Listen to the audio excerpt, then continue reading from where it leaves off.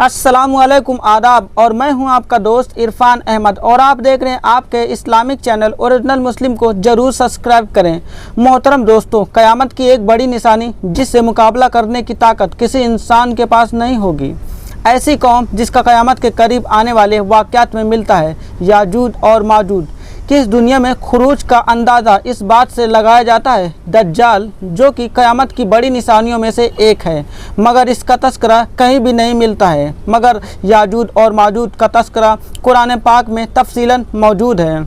बहुत सारे वीडियोस मिल जाएंगे, मगर याजूज और माजूज कैसे दिखते हैं, किस शक्लों के होंगे, वो कौन सी दीवार है जिसके पीछे याजूज और माजूज कैद हैं, जो हजरत जुल्करनैन ने तामीर की थी, और ये दोनों दीवार में कितना सुराख कर चुके हैं, ये सच्चा वाक़या ओरिजिनल मुस्लिम में देखने को मिलेगा। दोस्तों, ज़माने कदीम में बहुत सी कौमें गुजरी हैं जो कि जुल्म जाबरियत में अपनी मिसाल थी और उनकी ताकत और दहशत में इन्हीं का सिक्का चलता था। ऐसी ही एक कौम याजूज और माजूज की भी थी। ये कोई और नहीं बल्कि आदम ही की औलाद थी।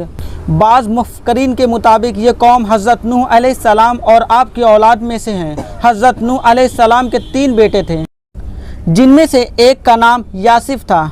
याफिस के 12 बेटे थे, उनमें से 2 का नाम याजूज और माजूज था, और इन्हीं में से इनकी नस्लें आगे चली। याजूज और माजूज के साथ ही जो अहम नाम जुल्करनैन का आता है। दोस्तों, हज़रत जुल्करनैन ये कोई नबी नहीं बल्कि अल्लाह के नेक बंदे व एक बादशाह थे।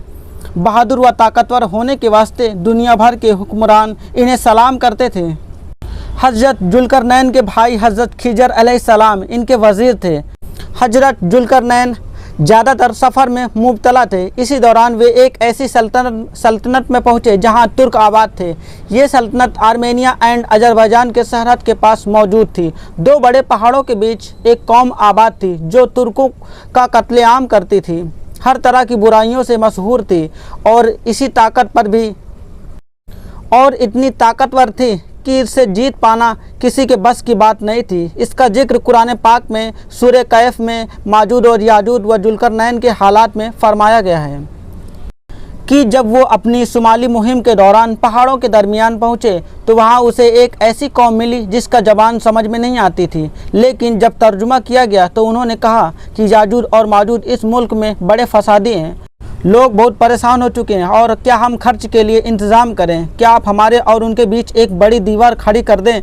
तो हज़रत जुल्करनैन ने बिना किसी मुआवजे के बगैर इस काम को करने की रजामंदी की और पिघले हुए तांबे की एक बड़ी दीवार खड़ी कर दी। याजूज और माजूज दब गए, और जब ये दीवार तामीर हो गई तो हज़रत जुल्करनैन ने अल्लाह का शुक्र अदा किया और साथ ही लोगों को बता दिया, हालांकि ये दीवार मजबूत है, लेकिन जब उस रब का फरमान आएगा तो ये अपने आप खुल जाएंगी। बुखारी शरीफ की एक हदीस है, हज़रत मोहम्मद सल्लल्लाहु अलैहि वसल्लम ने इस दीवार में सुराख होने को फितने के करीब होने को बताया था।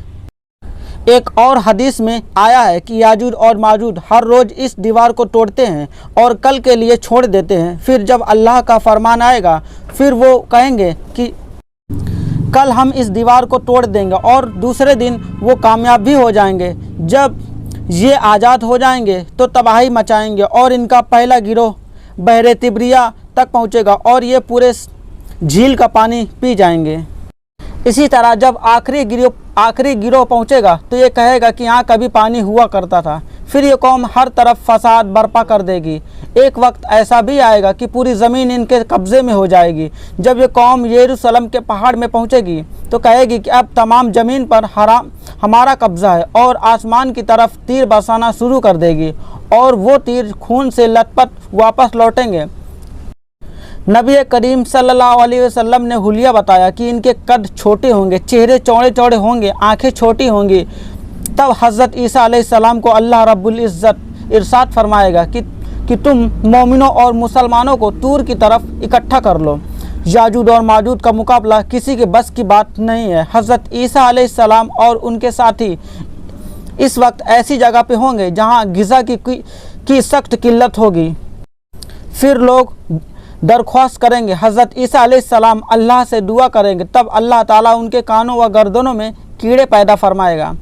तब वो हलाक यानी ख़त्म हो जाएंगे, और ये आलम होगा कि चारों तरफ उन्हीं की लाशें बिछी पड़ी होंगी। फिर रब्बुल आलमीन ख़ास किस्म के परिंदे को हुक्म करेगा जिनकी गर्दनें ऊँटों की तरह होंगी। तभी वो लाशों को उठाकर उस जगह पे ले जाएंगी जहाँ पे अल्लाह का हुक्म होगा। फिर तेज़ बारिश होगी और पूरे ज़मीन को पाक कर व साफ़ कर देगी और खुशहाली लेगी, और याजूज और माजूज का इस दुनिया से ख़ात्मा हो जाएगा। तो दोस्तों, उम्मीद करता हूँ ये सच्ची वाली वीडियो आपको पसंद आई होगी। तो प्लीज़ आपके अपने ओरिजिनल मुस्लिम को ज़रूर सब्सक्राइब करें। जब तक के लिए अल्लाह हाफिज़।